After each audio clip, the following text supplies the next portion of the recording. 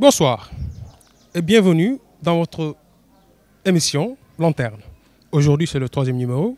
Nous avons comme invité un membre fondateur du parti La République des Valeurs, Réew Ngor.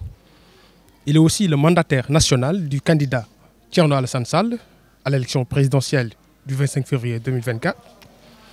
Il est aussi membre du cercle des cadres du parti République des Valeurs. Il est manager en santé, ingénieur, informaticien. Aujourd'hui, notre invité, c'est M. Mahed Fandeng. Bonsoir. Bonsoir, Sia. Je vous salue. Je salue tous vos téléspectateurs. Tout d'abord, permettez-moi de rendre hommage à un ami. Chaque fois que je viens dans ce quartier, j'ai des pensées pour lui. Un très très grand ami à moi, Papa Diarra, qui nous a quittés, qui est vraiment une grande perte pour la commune. Moi, j'avais des relations vraiment très très particulières avec lui. Et chaque fois que je viens dans cet environnement, je pense forcément à lui. Effectivement. Et vraiment que Dieu l'accueille au paradis. Paix éternelle à son âme. Alors, M. Mahegna, je l'ai tantôt dit, quand je faisais la présentation, vous êtes membre fondateur du parti, La République des Valeurs, de Thierno Alassane Sall. Vous êtes aussi membre du cercle des cadres du parti. Alors, mais comment ça se fait et comment ça s'explique que vous soyez dans ce cadre du parti en tant que responsable et mandataire national? Or, lors des élections locales, vous n'étiez pas candidat ici à la Patte d'Oie. Oui, c'est une question qu'on me pose souvent. Mais nous avons participé aux élections locales. Nous étions en coalition avec la liste Les Verts. Le Koumba Ndoffène Sène. Voilà, moi personnellement, j'ai soutenu le candidat Koumba Ndoffène Sène pour plusieurs raisons. D'abord, nous avons discuté, on a vu que Koumba Ndoffène Sène et moi-même avions les mêmes ambitions pour notre commune, la même vision, c'est un homme de valeur, nous partageons beaucoup de choses. Oui, vous pouvez avoir les mêmes ambitions, mais vous n'avez pas les mêmes objectifs. Oui, vous savez, l'objectif final, pour nous, ça, c'est l'ADN même de notre parti, la République des Valeurs. La finalité, ce n'est pas le poste. La finalité, ce n'est pas tellement la personne qui occupe le poste. Parce que, bon, la vocation de tout parti politique, c'est conquérir le pouvoir. Oui, mais le parti aussi, ça draine aussi des objectifs, comme tous les partis. Tout à fait. Vous avez besoin d'une représentativité locale. Tout à fait, on est d'accord. Mais dans une élection locale, c'est un peu différent d'une élection législative ou d'une élection présidentielle. Par exemple, lors des législatives, j'étais dans la liste nationale d'Art Sénégal. Effectivement. Mais pour ces élections locales, nous avions mis tous les intérêts personnels de côté. Et nous avons pensé à notre quartier, notre commune, la Patte d'Oie. Et après discussion, j'ai vu que Koumba Ndoffène Sène pouvait porter ce projet. On avait la même vision. Et j'ai décidé de le soutenir. Et vraiment, c'est dommage. Il aurait fait un excellent maire. C'est quelqu'un de très très compétent. Bon, c'est un ingénieur informaticien comme moi, donc on partage. Vous soutenez la corporation? Non, pas du tout. C'est parce qu'on discute. C'est les idées d'abord. Oui, on discute métier souvent, mais à travers ces discussions-là, j'ai découvert une autre facette de Koumba Ndoffène Sène, qui est un homme de valeur très très compétent et aurait fait un excellent maire. Mais bon, je pense qu'on a fait tout ce qu'on devait faire. Les populations de la Patte d'Oie ont fait un autre choix. Nous respectons ce choix et voilà. D'accord. Alors, votre candidat, Thierno Alassane Sall, il était membre du gouvernement. Après les ministres Abdoul Mbaye et Mohamed Boun Dionne. Il est sorti du gouvernement en 2017, après la création ensuite du parti, la République des Valeurs. Vous êtes membre fondateur. Alors, est-ce que vous pouvez nous expliquer un peu les péripéties qui ont eu à secouer son parcours politique et aussi gouvernemental? Oui, le président Thierno Alassane Sall a toujours été un homme engagé. En fait, peut-être que le grand public l'a découvert avec l'avènement de l'APR. Mais déjà, quand il était représentant du Sénégal à l'ESSECNA, ça a toujours été un homme de combat. Hein, ça a toujours été un homme de combat. Les gens qui suivaient peut-être à l'époque l'actualité avaient vu, il avait mené un combat, par exemple, sur la baisse des salaires. La baisse des salaires, notamment la bande verte. Effectivement. Qui lui a valu, voilà, tout à fait, qui lui a valu même d'être déporté aux Comores. Hein, il a eu beaucoup d'ennemis. Beaucoup d'ennemis, il s'est fait à l'époque beaucoup d'ennemis. On l'a affecté aux Comores. Oui. Bon, maintenant, pour revenir à ses actions dans le gouvernement, vous savez, tout le monde parle du dernier acte, c'est-à-dire son refus de signer le contrat de Total, oui, qui peut-être est le summum vraiment du désespoir, hein, oui, ça même en ce qui concerne son compagnonnage avec le président Macky Sall. Oui. Mais il y a des précédents. C'est vrai que c'est l'affaire Total qui est plus populaire, où il a démissionné. À l'époque, ça fait couler beaucoup d'encre qu'il a démissionné. Mais il a même sorti un livre, le protocole de l'Élysée. Tout à fait, et il explique dans le livre, le comment n'est pas tellement important. Il a démissionné, on l'a pas limogé, c'est pas ça qui est important. Le plus important, c'est le pourquoi. Parce qu'en général, quand les hommes politiques quittent le gouvernement ou bien un parti, c'est en général pour des intérêts personnels. On l'a vu récemment, tous les candidats à la candidature qui sont issus du gouvernement sont partis. Il faut se dire la vérité, sont partis parce que le président Macky Sall ne les a pas choisis. Tout à fait. Oui. Si le président Macky Sall les avait choisis à la place d'Amadou Ba, ils étaient restés. Oui. Il y en a d'autres qui sont partis parce qu'ils ne sont pas présidents de l'Assemblée nationale. Si on les avait pris comme président de l'Assemblée nationale, ils seraient restés. Oui. C'est ça la vérité. Mais le président Thierno Alassane Sall a eu un déférent dans la gouvernance du président Macky Sall. Il a refusé de signer un contrat où il dit que ce n'était pas dans l'intérêt du Sénégal. Oui, mais est-ce que cela aussi peut s'expliquer seulement par rapport aux intérêts de la nation? Mais est-ce que vraiment Thierno Alassane Sall était un bon ministre qui pouvait vraiment écouter les consignes du président? Vous savez, il vient de l'aviation. Oui. Et toutes les personnes qui connaissent le milieu de l'aviation savent que c'est un milieu qu'on peut un peu comparer à l'armée. C'est la rigueur, c'est la compétence. Effectivement. Donc sur ce domaine, c'est un homme d'État, un double ingénieur en télécommunications et en aviation civile. Donc les compétences de Thierno Alassane Sall, je pense que ça, on n'en disconvient pas. Mais il a toujours été un réfractaire, même au temps du maître Abdoulaye Wade en tant que président. Il était très réfractaire aussi. D'ailleurs, c'est ce qui lui a valu même sa défection à la C'est un homme de forte personnalité.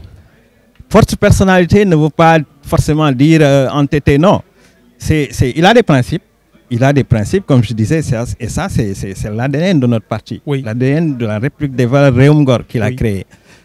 Nous mettons toujours l'intérêt général au devant. Et ça lui a valu de quitter la paix, de laisser son poste, tous les avantages pour un différent. L'affaire Total, comme je disais, ça c'est la fin. Mais il y a eu d'autres précédents. Prenons par exemple l'affaire Timis. Oui. Avant Timis même, il a retiré beaucoup de contrats de pétroliers. Ah oui, parce que c'était des contrats d'exploration et de recherche.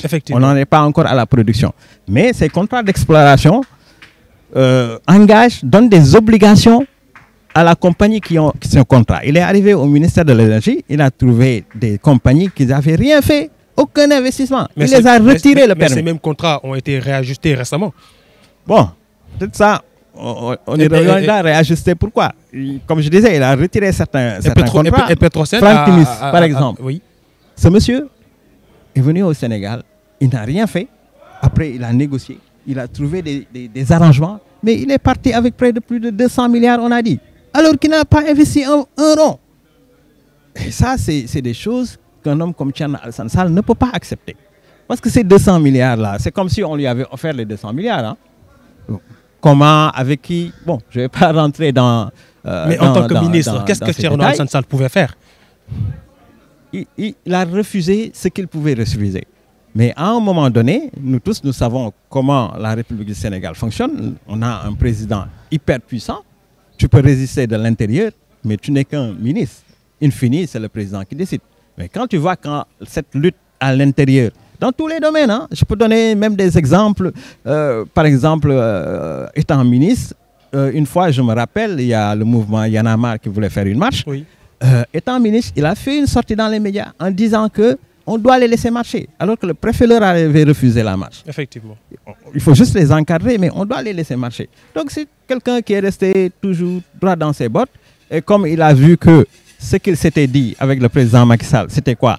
Dekilngor, la patrie avant le parti. Oui. Il a essayé à l'intérieur de réajuster, de poser des actes concrets. Il arrive à la RTP, il voit que le salaire du DG de la RTP par exemple, tout compris, les avantages, tout, avoisine 20 millions par mois.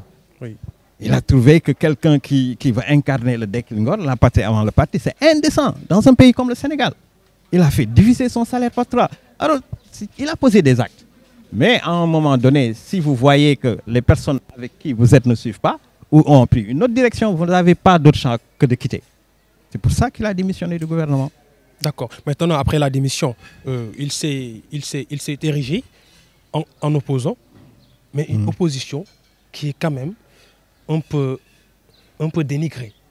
Parce que certains pensent que Thierno Alassane Sall ne s'oppose pas du tout. Bon, vous savez, nous, on est contre le concept d'une opposition. Ah oui. Ça n'a jamais existé au Sénégal. Ah oui. Jamais. Pourquoi vous le dites? Même quand on avait un parti unique avec le Parti socialiste, il y avait plusieurs tendances à l'intérieur du Parti socialiste. Ah même quand on avait le parti unique. Mais les temps ne sont pas pareils. Oui, mais si vous visitez l'histoire politique du Sénégal, il n'y a jamais eu une opposition. Abdoulaye Wade s'est opposé. Oui, mais quand vous êtes dans l'opposition... l'opposition... Ousmane Sonko s'oppose au président Macky Sall. Comme je disais tout à l'heure, tous les partis politiques ont vocation à conquérir le pouvoir. Oui. Mais maintenant, ce qui différencie les partis politiques, c'est la stratégie de comment y arriver et la stratégie de une fois que tu as le pouvoir, qu'est-ce que tu vas en faire. C'est ça qui différencie les partis politiques. Mais en tant qu'opposant, vous pouvez poser des actes quand même. Oui, mais... Quels sont les actes qui ont été posés par le président Thierno Alassane Sall? Non, nous, on est toujours vraiment dans un débat d'idées. Si vous suivez quelquefois même, ça nous vaut des invectives, à un moment donné, même l'opposant de l'opposition. Parce que ce n'est pas parce qu'on est dans l'opposition qu'on doit valider tout ce que l'opposition fait. Même si ce n'est pas bien, on le valide. Non. Nous, on veut rester républicains. S'il y a des actes qui sont posés, qui ne sont pas en adéquation avec la loi, avec la République, on le fustige. Peu importe qui est l'acteur. Et les gens disent, ouais, c'est un opposant de l'opposition. Non, mais avec le temps, aujourd'hui, les gens ont compris. Si vous remontez le temps, avant qu'on en arrive là, il s'est passé beaucoup de choses. Effectivement, parce que même le président Thierno Alassane Sall, il a dit que voilà, le président et toutes les instances devaient respecter les lois et règlements qui ont été stipulés. Mais cela est plus important quand on dit vraiment que le président Ousmane Sonko a eu à passer des moments très compliqués à travers ces différents procès. Mais on n'a pas vu le président Thierno Alassane Sall faire des sorties et appuyer ou bien soutenir Ousmane Sonko en tant qu'opposant. Il l'a fait. Il l'a fait plusieurs fois, mais peut-être c'est la manière dont les gens veulent qu'il le fasse, qu'il ne l'a pas fait et il ne le fera jamais. Vous savez, quand il y a un fait d'actualité, il faut analyser le fait avant de prendre position. Mais en général, au Sénégal, comme je disais, on a tellement l'esprit partisan que quand il se passe quelque chose, on prend d'abord parti pour argumenter après. Quand vous prenez parti et que vous vous êtes trompé, et les gens s'entêtent dans cette argumentation-là. C'est pour ça que vous voyez des juristes dans un même code pénal, code procédure pénale, les mêmes articles, celui-là dit ceci, l'autre dit cela. Parce que chacun prêche dans sa chapelle. Des différentes interprétations. Nous, on veut vraiment rester dans la République, dans les lois et règlements du pays. Est-ce que rester dans la République est un peu... Je vais répondre directement à votre question, si vous voulez. Prenons l'affaire Ousmane Sonko Mambéignan. Oui. Mais il a expliqué, c'était lors d'une émission de Maïmouna Ndour Faye, pourquoi il n'était pas d'accord avec la manière dont on a traité l'affaire. Je ne vais pas rentrer dans le débat juridique, mais la manière dont on a traité l'affaire, et il disait que tout semble montrer que c'est un acharnement contre Ousmane Sonko. Oui, mais avant ce procès-là, sur le procès Adji Sarr... Sur le procès Adji Sarr aussi... Il a dit que le président Ousmane Sonko devait aller répondre à la justice. Oui. Oui. À l'époque. Tout à fait au début. Oui. Il y a un moment où tous les leaders se précipitaient, allaient faire des conférences de presse devant chez Ousmane Sonko, etc. Quelque temps après, jusqu'à aujourd'hui, ces leaders-là, on voit leur relation avec Ousmane Sonko. Oui. Où ça les a menés. Oui. Parce que ce qu'ils faisaient, ce n'était pas de bon cœur. Nous, ce qu'on souhaite à Ousmane Sonko, très sincèrement, moi, ce que je lui souhaite, c'est que Dieu fasse qu'il sorte de ces problèmes. Parce que si on met la politique de côté, toutes ces considérations-là... Oui, mais en tant qu'opposant, vous posez quel acte? C'est un Sénégalais, il a une famille, et vraiment, nous lui souhaitons que Dieu le sorte de tous ces problèmes. Vous posez quel acte? Pour revenir au début, oui. Quand toute cette affaire a commencé, oui. Au début, comme je disais, tout le monde se précipitait pour prendre action. On a pris du recul pour savoir qu'est-ce qui se passe. Il y a 2 Sénégalais, oui. Un Sénégalais et une Sénégalaise, oui. qui ont un problème. On essaye de savoir c'est quoi le problème. Oui. Une des parties a porté plainte, en l'occurrence Adji Sarr, a pris des avocats. Étant donné que nous ne savons pas ce qui se passe, moi j'y étais pas, si à vous, vous y étiez pas. Donc on attendait de voir ce qui se passe. Donc tout ce qu'on pouvait lui souhaiter en tant que membre de l'opposition avec lui, c'est que vraiment que l'État traite ce dossier-là sérieusement, en ne prenant pas parti, que les gens traitent ça vraiment avec équidistance et qu'on respecte la loi. Mais à l'époque, les gens ne voulaient pas entendre ça. Parce que nous, on n'a pas l'habitude de dire ce que les gens veulent entendre. On dit ce que les gens doivent entendre. Et on leur avait dit à l'époque que cette affaire-là n'a pas d'autre issue que la justice. Mais personne ne voulait comprendre ça. Et on les a critiqués, des invectives et tout. Parce que nous savions que ce n'est pas un problème qu'on peut régler dans les médias en s'insultant ou bien dans la rue. Aujourd'hui, où est-ce que se trouvent tous les dossiers d'Ousmane Sonko, Adji Sarr, Mame Alors vous dénigrez le soulèvement populaire? On ne le dénigre pas, mais on savait que c'était pas la seule issue. Vous avez dit que ça ne pouvait pas se régler dans la rue. Ça ne pouvait pas... Mais la preuve, ça ne s'est pas réglé dans la rue. Ousmane Sonko a été arrêté. Et il y a eu 40 morts. Donc, on ne dit pas... Vous savez, moi, on est d'accord et conscient que les gens soient réticents à aller répondre à la justice. On ne dit pas qu'on ne valide pas ce qu'il a fait, mais on le comprend parce qu'on peut l'expliquer. Parce que, quoi qu'on dise, les Sénégalais... Mais Thierno Alassane Sall n'explique pas cela. Hein. Si. Ça, c'est votre avis. C'est son avis à lui. Ah non. On partage le même avis. Il n'a pas dit ça. Notre parti, il n'a pas dit ça. Dans notre parti, oui, on discute. C'est un parti où le leader n'est pas le prophète, n'est pas Dieu Tout-Puissant. C'est le leader parce que nous pensons qu'il peut incarner notre projet. Il a les compétences. Il peut sortir ce pays de la situation où on est. C'est pour ça que c'est notre leader. Mais dans notre parti, on discute. On discute de tout. Et quelquefois, on ne tombe pas d'accord. Mais dans ces cas-là, démocratiquement, on vote. Et quand on vote, après, tout le monde se conforme à la décision du parti. Il dit la même chose que moi. Nous savions que ce problème-là ne pouvait pas se régler dans les réseaux sociaux, tout ça. Ça pouvait prendre du temps. À l'époque, les gens ne pouvaient pas comprendre ce qu'on dit. Mais aujourd'hui, je pense que le temps nous a donné raison. Parce que tous les dossiers sont au tribunal. Et c'était la seule issue possible. Maintenant, que Ousmane Sonko, comme je disais, ne voulait pas répondre, on ne dit pas qu'il a eu raison, qu'il a eu tort, mais on peut l'expliquer. Parce que les Sénégalais n'ont plus confiance en la justice. Très sincèrement. Pourquoi? Parce que vous voyez, avec des exemples simples, hein, tu peux voir un membre du pouvoir aller dans une chaîne de télé, dire un truc extrêmement grave. Une semaine après, un membre de l'opposition va dans une chaîne de télé, dit à peu près la même chose, ou bien même moins grave. Avant même la fin de l'émission, on le cueille une équipe est l'émission. Mais dans ces conditions, mais comment vous voulez faire confiance à la justice? Ou bien vous voyez quelqu'un qui a fait quelque chose d'extrêmement grave, par exemple, l'histoire des faux billets, tout ça. Mais s'il arrivait à injecter des milliards dans notre économie, mais ça pourrait avoir des conséquences catastrophiques. Une justice à double vitesse, etc.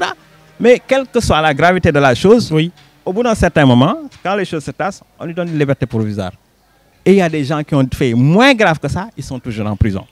Donc, du coup, les gens ne peuvent plus avoir confiance en la justice. En parlant de la justice, qu'est-ce que la République des valeurs, Réungor, propose comme projet de réforme judiciaire?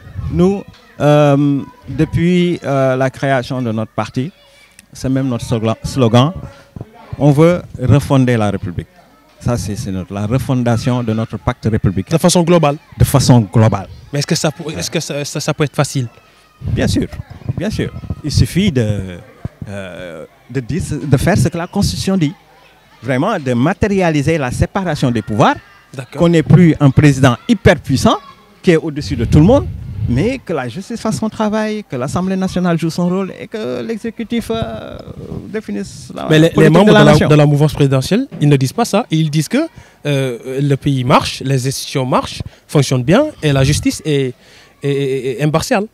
Vous savez, je pense que de toutes les façons, on allait certainement y venir, mais je vais anticiper pour répondre à votre question, que tout marche, tout est bien.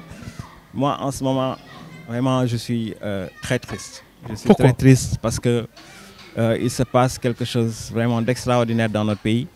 Des centaines de jeunes prennent les pirogues pour aller chercher un avenir meilleur. Des centaines de jeunes meurent. Vraiment, j'ai une pensée pieuse pour des localités comme Bargny qui ont perdu beaucoup de jeunes. Et c'est comme si nous sommes tous devenus insensibles à ça. Le matin, quand vous écoutez les revues de presse, quand vous disent qu'il y a une autre pirogue qui a été découverte, il y a eu 40 morts, 50 morts, les gens disent, entre guillemets, comme on dit en Wolof, Ndeysaan, et ça s'arrête là. Moi, je suis scandalisé par ça.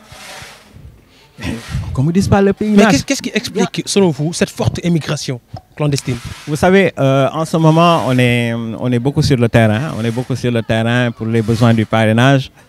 Et nous rencontrons beaucoup de jeunes. D'accord. Moi, je sais que la raison première, tout le monde le sait, c'est le chômage chronique. Vraiment, c'est le manque de perspective, manque d'espoir. Mais moi, je suis convaincu que le problème est beaucoup plus profond que ça. Ah oui. Donc, quand je suis sur le terrain, pour les parrainages, je discute avec les jeunes. J'essaye de comprendre qu'est-ce qui se passe. Parce que quand tu vois un jeune qui va une fois, on le ramène 2 fois, 3 fois, 5 fois, alors qu'il sait très bien qu'à 80% de chances il a de ne pas revenir. Mais quand même, on ne va pas se rester là à dire que les jeunes veulent se suicider, ils sont fous, ils ne sont pas conscients. Il faut essayer de comprendre ce qui se passe. Et quand je discute avec les jeunes, au-delà du chômage, tout ça, le sentiment le plus partagé, vous savez c'est quoi? Oui. C'est la frustration. Moi, c'est les retours que j'ai du terrain. Le sentiment le plus partagé, c'est la frustration. Frustration de quoi? Les jeunes sont en train de vivre une brutalité. Une brutalité économique. Étatique. Mais c'est vraiment pas le fait qu'on prend des jeunes, qu'on les mette en prison ou bien les détenus politiques et tout. Mais les jeunes n'ont plus foi à l'élite. Ils pensent que l'État ne peut plus leur assurer. C'est très simple. Ils vous disent que oui, vous voyez un homme politique qui a 5-10 ans, il était là avec nous, une fois il accède au pouvoir, 10 ans après il a un niveau de vie, on lui prétend que c'est un multimilliardaire, quelqu'un qui ne possède pas d'industrie ni de société, c'est un fonctionnaire comme moi, comme tout le monde. Mais vous voyez le retour. Cet état d'esprit. Oui. Les jeunes se disent que les gars-là, ils ne sont pas là pour nous, ils sont là pour leur clan, leur famille et leurs amis. Donc nous, on va essayer de trouver notre propre solution. Et qui n'est pas souvent la bonne. Moi, j'encourage personne à aller à la mer, très sincèrement. D'accord. Parce que c'est impossible. On ne peut pas continuer à laisser ça comme ça. Mais sur le plan social, qu'est-ce que vous allez proposer comme politique pour assister les jeunes, mais aussi la politique de l'emploi, qui a toujours été un problème depuis Abdou Diouf. Vous savez, c'est un tout. Oui. Il n'y a pas une formule spécifique qu'on dit qu'on va faire ça, tout le monde a un boulot. Oui. D'ailleurs, aucun État au monde peut donner du boulot à tout le monde. Il faut qu'on soit clair. Ça a toujours été un problème. Mais l'État est là pour impulser. L'État est là pour mettre en place, créer les conditions de l'employabilité. Un bon dispositif. Voilà, un dispositif. Nous, dans notre programme, c'est un programme global. Peut-être que dans les semaines qui vont venir, on va beaucoup plus détailler notre programme, une fois qu'on a bouclé ce qu'on est en train de faire. Mais je vais un peu donner les grandes lignes. La base même, c'est l'industrie. C'est vrai qu'il y a beaucoup de candidats qui en parlent, mais comment le faire? L'industrialisation à outrance. Et le deuxième point, le maillage du territoire par les chemins de fer, ramener les chemins de fer. Je ne parle pas de terre, hein, je parle des chemins de fer avec vraiment une vision de développement. Ah oui, voilà. Mais le terre aussi a une vision qui est un peu spécial quand même, parce que vraiment, il y a des gens qui bénéficient vraiment des services. Ça, c'est normal. Oui. Vous savez, un projet, qu'il est bon, qu'il n'est pas bon, une fois qu'il est réalisé, on va l'utiliser. Ça, c'est clair. Ça, je dis ça toujours. Les gens rétorquent que oui, il y a tant de Sénégalais qui prennent le terre par jour. Mais les gars, on a investi quelques 800 ou presque 1000 milliards dans ce terre. Hein. Oui. Ce serait grave si on ne le prend pas. Oui. Maintenant, par rapport à l'industrialisation. Du meilleur. On va faire en sorte que ce qui est produit à la Casamance arrive à Dakar 4 heures de temps après maximum. Et ce qui va faire prendre la mayonnaise, c'est le numérique. Nous, on va beaucoup s'appuyer sur l'industrie et le numérique. Parce que les nouvelles technologies sont arrivées à un niveau où, à l'extérieur, on parle de reconnaissance faciale, tout ça. Nous, on doit pouvoir utiliser ce numérique pour gagner du temps. Parce que vous savez, les Européens se sont développés avec l'ère industrielle en plusieurs étapes. On a la chance d'avoir des produits finis. Mais est-ce que vous pouvez exploiter ça? Parce que même il y a beaucoup de contrats sur les ressources premières qui ont été vraiment... On ne peut pas à ce stade promettre que oui, on va tout mettre à plat. Il faudrait déjà prendre les contrats au cas par cas. Une chose, je peux vous le dire. Tous les contrats qui ont été donnés d'une manière illégale vont être contestés. Ça, je peux vous le dire ici. Ah oui? Oui. Tous les contrats qui ont été octroyés d'une manière illégale, non conforme à la loi, nous, on va les contester. Mais les contrats à convention internationale, ça, c'est autre chose. Comme je vous dis, on ne peut pas dire on va éliminer tous les contrats. Mais voilà. On ne peut pas. Ça, donc c'est primitif. C'est au cas par cas. On verra. Mais en tout cas, nous, on a l'ambition. Vous savez, l'emploi des jeunes, ce n'est pas, comme je dis, une recette miracle. Qu'on dit que nous, une fois qu'on est au pouvoir, on va faire ceci et tous les jeunes vont avoir du travail. Vous proposez quoi? C'est un tout. Qu'est-ce que vous proposez? Un programme, c'est un tout. On va prendre une autre démarche. La démarche, ce ne sera pas celle du pouvoir. Essayer de donner du poisson à chacun tous les matins, mais d'apprendre à tout le monde de pêcher. Vous savez, il y a l'agence des statistiques qui a sorti un premier rapport qui dit que je pense 50% de la population est jeune. Oui. L'État gouverner, c'est prévoir. Dans 30 ans, on aura le double de ce qu'on a des jeunes. Si on ne trouve pas des solutions aujourd'hui à long terme, ben, ce sera la catastrophe dans 30 ans. Et on n'a pas le droit de dire que ce qui va arriver dans 30 ans ne nous concerne pas. Ça, ce n'est pas un État sérieux. Et Dieu sait que l'État a investi beaucoup d'argent dans des structures comme FONGIS, DER, tout ça. Mais ça ne marche pas.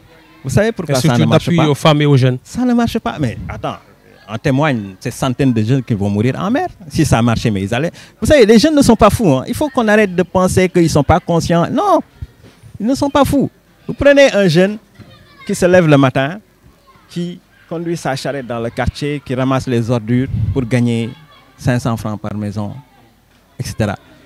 Un autre jeune qui va toute la journée faire du manœuvre dans un chantier pour faire des briques toute la journée. Le troisième cavale derrière les voitures dans la circulation pour vendre du noix de cajou. Vous pouvez me dire que ces jeunes-là, c'est des fainéants? Ce n'est pas des fainéants. Et ils sont conscients. Vous pouvez me dire qu'ils n'ont pas d'éducation, ils n'ont pas de diplôme, c'est le seul métier qu'ils peuvent faire, mais c'est des Sénégalais. Oui, mais la formation, elle est importante et primordiale. C'est le rôle de l'État de former sa population. Mais l'État a mis en place des structures de formation. Oui. À l'instant où je vous parle, l'université est fermée. À l'instant où on parle, l'université est fermée. Et personne ne veut dire quand est-ce qu'ils vont l'ouvrir. Parce qu'il n'y a pas de vision.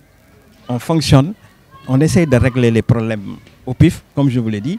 Il faut trouver des solutions globales à notre problème. Et celui des jeunes, c'est un problème très très sérieux, moi, vraiment, qui me prend à cœur, quoi.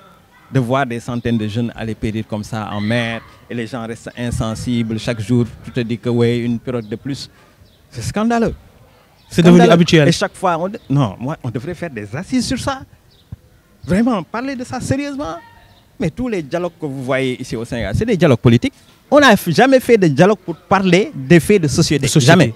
Oui. C'est des dialogues politiques qui ont une fin de régler un problème d'un ou de 3 personnes et de passer à autre chose. Et ce dernier dialogue qu'on a eu, c'était ça. On a réglé le problème de 2-3 personnes, éliminé 2-3 autres 3 personnes, après on passe à autre chose. C'est quand même triste. Alors, par rapport au parti La République des Valeurs, vous l'avez tantôt dit, donc vous êtes le mandataire du candidat qui en a le Sansal. Oui. Où en êtes-vous sur les parrainages et qu'est-ce qui se prépare? Bon, nous, sur les parrainages, vous savez, le parrainage, je pense que c'est un acte à long terme. Nous, déjà, mais bientôt quand même, ça va être bouclé. Depuis 2 ans, nous, on est sur le terrain. Ah oui. En train de monter des cellules, des comités un peu partout au Sénégal. Et actuellement, où je vous parle, tous les coordonnateurs départementaux, tous les coordonnateurs communaux, moi-même à la Padoa, oui, on est en train de recueillir le parrainage de nos cellules et comités. On pouvait s'en limiter là. Mais c'est une occasion aussi pour nous d'aller rencontrer les populations sénégalaises. Vous êtes optimiste sur les parrainages? Absolument. Qu'est-ce qu'il explique? Mais comme je vous ai dit, hein, depuis 2 ans, on est en train de monter des cellules, des comités un peu partout au Sénégal. Mais Thierno Alassane Sall n'est pas populaire. Justement, nous allons vers les populations. On n'est pas un parti de buzz, comme on le dit entre guillemets. Parce que mais vous en avez besoin quand même.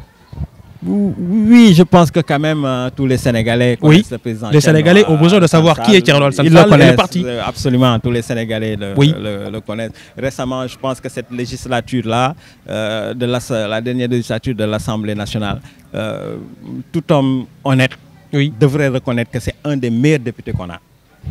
Parce que cette assemblée-là, pour moi, c'est une des vraiment pires assemblées qu'on ait eues. Ah oui. C'est vraiment dommage parce que les Sénégalais ont donné l'occasion à l'opposition de s'exprimer, de contrôler le gouvernement. Parce que c'est ça le rôle de l'Assemblée nationale. Mais l'opposition s'est disloquée. On n'a pas utilisé cette opportunité. On était là en train de se taper dessus des greffes. Mais vous aurez remarqué qu'à chaque fois qu'il y a une question sérieuse, Thierno Alassane Sall monte au créneau et vraiment rappelle tout le monde à l'ordre et propose des idées. Mais voilà, nous on est dans ce credo, c'est l'ADN de notre parti et on compte y rester. Et le plus important pour nous, ce sont les Sénégalais. Vous pensez pouvoir avoir plus de 40 000 parrains? Absolument. Nous, on est vous le pensez? Oui, 40 000 parrains, c'est le minimum. Hein. Beaucoup plus.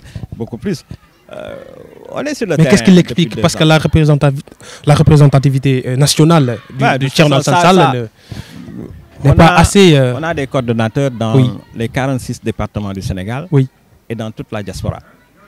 On a des coordonnateurs départementaux dans tous les 46 départements du Sénégal et la diaspora. Et ces gens-là sont en train de travailler avec les comités et les cellules de base. Et d'ici cette fin du mois, je pense que, comme je dis, on pouvait s'en limiter là.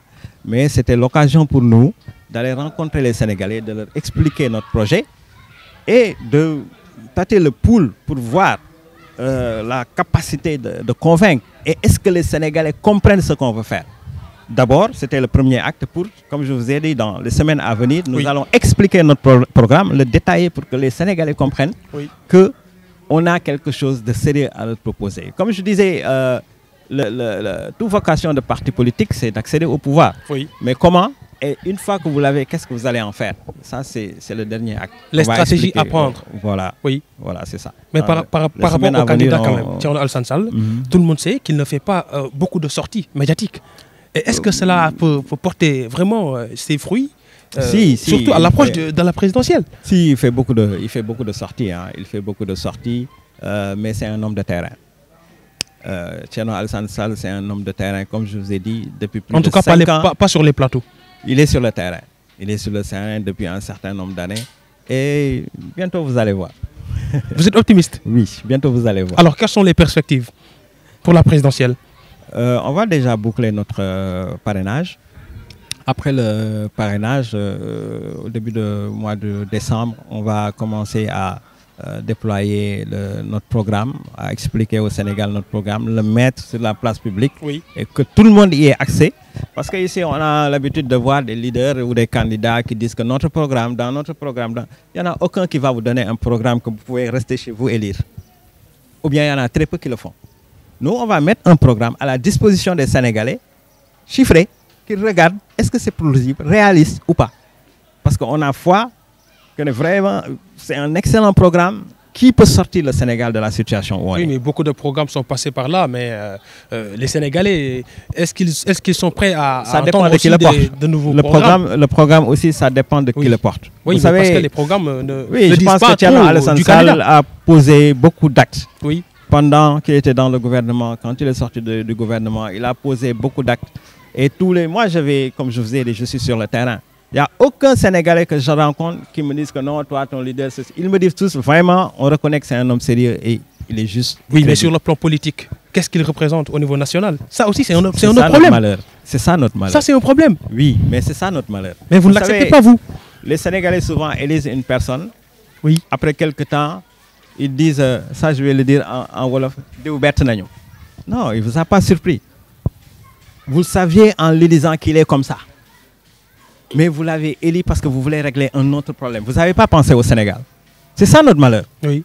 Chaque fois, on élit une personne pour régler un problème et on laisse le Sénégal en rade. Vous n'avez pas pensé au Sénégal. Vous avez élu ce monsieur-là pour régler votre problème avec ce monsieur-là. Et où est le Sénégal dans tout ça? Et nous croyons que cette fois, franchement, avec tout ce qui s'est passé ici, les Sénégalais vont prendre conscience qu'il est vraiment temps qu'on pense à notre pays, qu'on choisisse un leader comme Thierno Alassane Sall, vraiment sérieux, crédible, qui peut vraiment amener ce pays-là sur un autre niveau, quoi. Très sincèrement, on a foi que cette fois les Sénégalais vont faire le bon choix. En tant que mandataire national du candidat Thierno Alassane Sall, quel message vous pouvez porter et dire aux sympathisants de Thierno Alassane Sall? De continuer à faire le travail sur le terrain. J'en profite pour vraiment saluer et remercier du fond du cœur tous les militants et sympathisants de la République des Valeurs. Oui. Les gars sont sur le terrain depuis presque 1 mois et demi, sans relâche, en train de collecter des parrains, de parler aux Sénégalais. Et vraiment, à mi-parcours, ils ont fait un travail remarquable. J'en profite vraiment pour les remercier et les féliciter et leur dire de continuer. Oui. L'ouverture des dépôts, c'est le 11 décembre. Ce que je peux vous promettre, c'est que vous m'y verrez, Inch'Allah. Oui. Voilà. Alors, une chose est sûre, vous êtes le mandataire national et le travail sera très long et très périlleux. Tout à fait. Aussi parce que la politique au Sénégal, tout le monde sait que ce n'est pas facile du tout. Tout à fait. Il y aura des obstacles, mais nous vous souhaitons quand même une bonne chance. Merci beaucoup. Et merci d'avoir accepté notre invitation. C'est moi qui vous remercie, Sia. Merci Vraiment, beaucoup. je vous remercie beaucoup. Merci. Je remercie les populations de la Patte d'Oie, particulièrement mes camarades de parti, les Moulay Sissé, les Binta Sané et surtout Fanta, qui est une de nos militantes, qui a perdu sa maman il y a quelques jours. Vraiment, que Dieu l'accueille au paradis. Je remercie tout le monde et à vous aussi, Sia. Merci beaucoup. Merci beaucoup. Alors, c'était M. Mahed Fandeng Niang, mandataire national du candidat Thierno Alassane Sall à l'élection présidentielle du 25 février 2024. Merci à Ousmane Boub pour la réalisation. Merci à vous aussi et à la prochaine.